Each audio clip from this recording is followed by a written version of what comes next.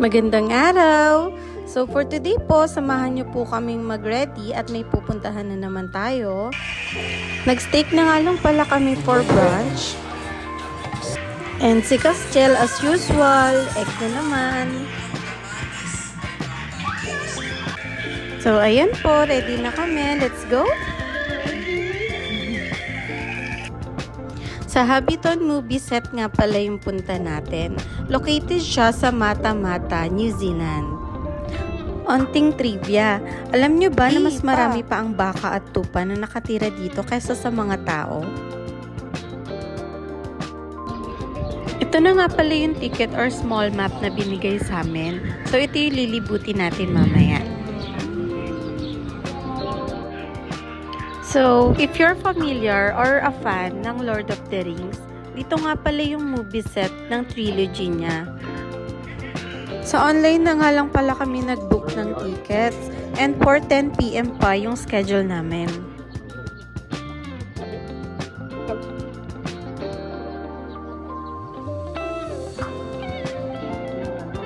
So, while waiting, tumambay muna kami dito sa cafeteria. Super tapang ng kape nila. Magigising ka talaga. Tuwan-tuwa nga rin pala ako dyan sa mga tupa para silang sprinkle sa cake. So, yun na guys. Nandito na kami sa shuttle bus. Balik, ihahatid niya kami dun sa location. Bawal na kasi yung private car dun sa loob. Nasa 10 minutes lang naman yung biyahe. And then may pa-short film pa sila. I'm very, very pleased that you're able to take part in our series. So, we're here. So, isa nga lang pala yan out of 44 habit holes na makikita nyo dito sa Habiton Film Set. Not sure kung habit holes talaga yung tawag sa mga small houses. Super cute na mga houses pero bawal kang pumasok sa loob. Wala naman daw kasing something interesting inside. Super pine-preserve talaga nila yung beauty nitong place pero hindi naman super higpit na mga policy.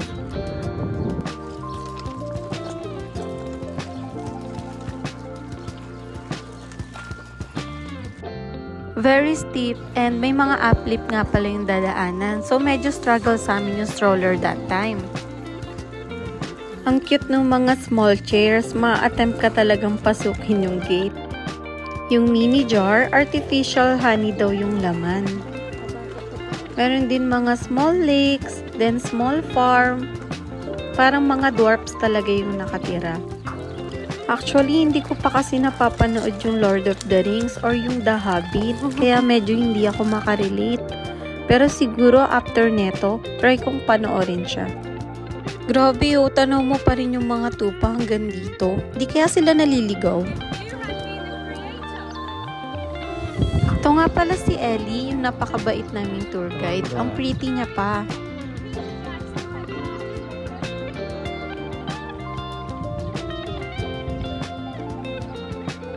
Need mo nga rin pala ng onting ingat at medyo mataas-taas ang babagsakan mo pag na-out of balance ka.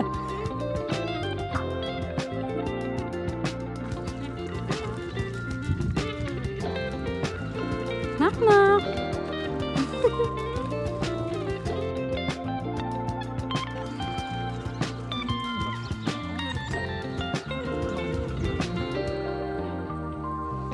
Tuyo na yung sinampay nila.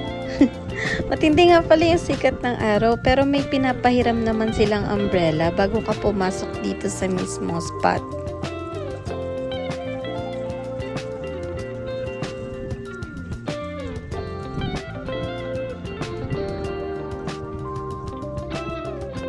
Dito nga pala yung mini forest. Medyo slippery siya and steep din yung daan so kailangan din ng dobling ingat.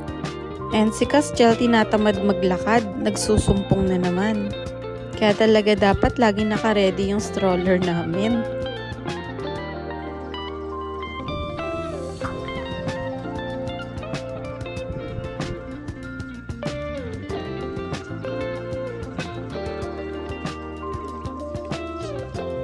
Dito nga pala yung stopover. Since malayo-layo din yung nilakad, nagbibigay sila ng complimentary drinks. Mamimili ka lang sa menu.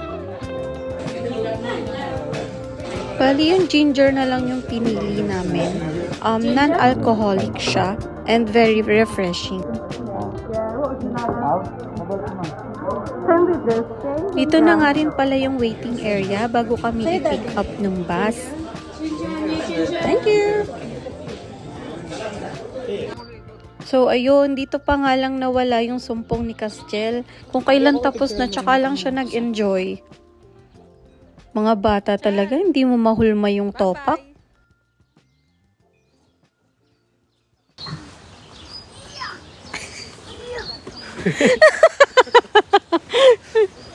Meron nga rin pala silang pre-mag souvenir. Ang cute niya, tig-iisa talaga kami. Mga 1 hour and 30 minutes pala yung tour namin. And super sulit na yun guys kasi sobrang nag-enjoy talaga kami. So dito na nga nagtatapos guys. Salamat sa pagsama. Hanggang sa muli.